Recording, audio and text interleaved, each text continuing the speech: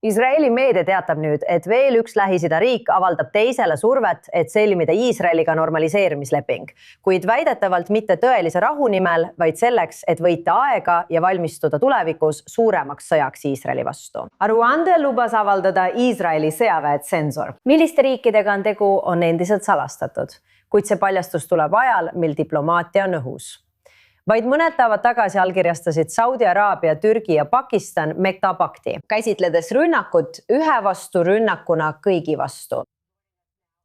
Meiega liitud nüüd Zoomi vahendusel Londonist Khaled Hassan, riikliku julgeoleku ja välispoliitika uurija Londonist. Tere pärastlõunat teile, aitäh, et olete siin.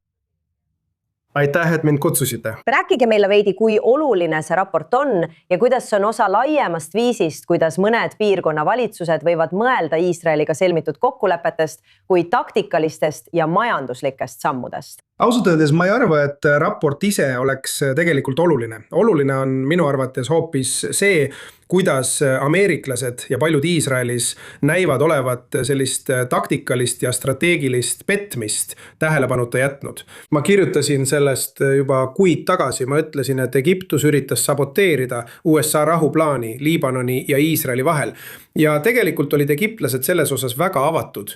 Nad ütlesid, et me ei soovi otse läbirääkimisi liibanonlaste ja iisraellaste vahel. Ja Egiptuse välisminister käis tegelikult mõnes Lõuna-Liibanoni piirkonnas, mida kontrollis ja kontrollib siiani Hezbollah. Nii et küsimus on minu jaoks, tegelikult on meil mõned kahtlusalused. Ma ütleksin, et Egiptus on kindlasti number 1. Ja Türgit kahtlustatakse peaaegu sama palju. Mõned analüütikud, kellega ma räägin, on kahtlustanud Saudi Araabiat. Mina ise seda eriti ei usu. Aga ma arvan taaskord küsimus on selles, miks seda ei avastatud juba kuid tagasi, kui aus olla. Nii et sellega seoses ei tundu loogiline, et see oleks juba Saudi Araabia arvestades normaliseerimise eesmärke, aga Egiptus oleks loogiline või öeldakse, et Egiptus võib samuti selle Mekka kokkuleppega liituda. Nii et ma mõtlen, mis veel sinu jaoks kõige suurem tõend oleks, kas Türgi ja Egiptus?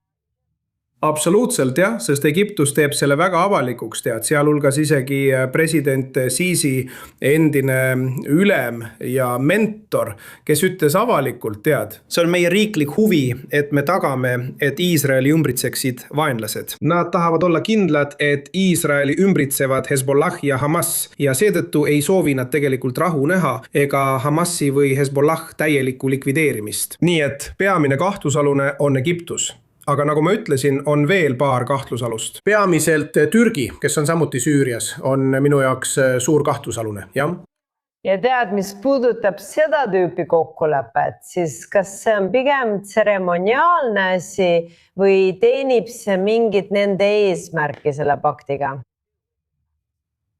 Ma arvan, et paljude jaoks selles piirkonnas ei nähta rahu Iisraeliga kui midagi realistlikku. Nad ei taotle seda tegelikult ausalt.